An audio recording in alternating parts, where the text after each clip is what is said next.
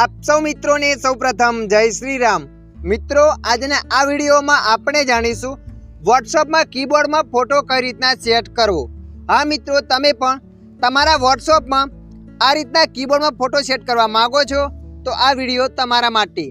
આ વિડીયોના માધ્યમથી આપણે જાણીશું કીબોર્ડમાં ફોટો સેટ કઈ રીતના કરવો।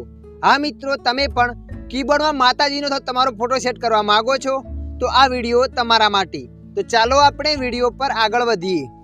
તો મિત્રો સૌપ્રથમ તમારા મોબાઈલમાં વોટ્સઅપ એપને ઓપન કરી લેવાની છે। વોટ્સઅપ એપને ઓપન કર્યા પછી તમારે અહીંયા કોઈ એક ચેટને ઓપન કરી લેવાની છે। ચેટને ઓપન કર્યા પછી તમે જોઈ શકો છો મિત્રો, અહીંયા અત્યારે કીબોર્ડમાં ફોટો નથી। કીબોર્ડમાં ફોટો લગાવવા માટે તમારે અહીંયા ક્લિક કરી લેવાની છે। એના પર ક્લિક કરશો એટલે મિત્રો આગળ આવું પેજ આવશે।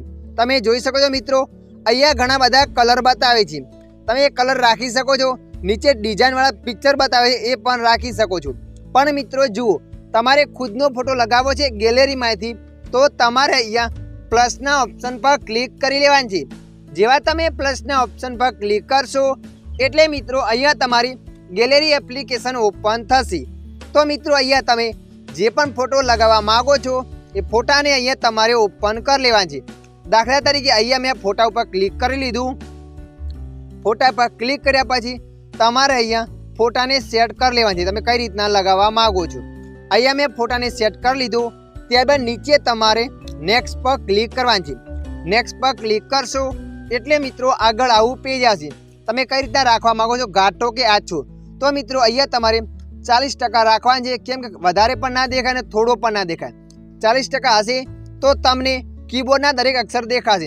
ફૂલ કરશો તો તમને કીબોર્ડના અક્ષર નહીં દેખાય। તો મિત્રો અહીંયા તમારે 40% રાખવાનો છે।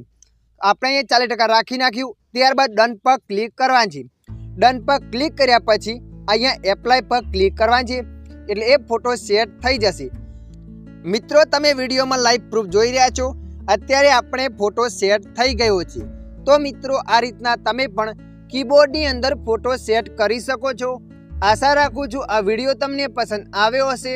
આ વિડીયોની અંદર થોડુંક પણ કંઈક જાણવા મળ્યું હોય તો વિડીયોને લાઈક કરી દેજો અને આવા માહિતીવાળા વિડીયો જોવા માટે અમારી ચેનલને સબસ્ક્રાઈબ કરી લેજો।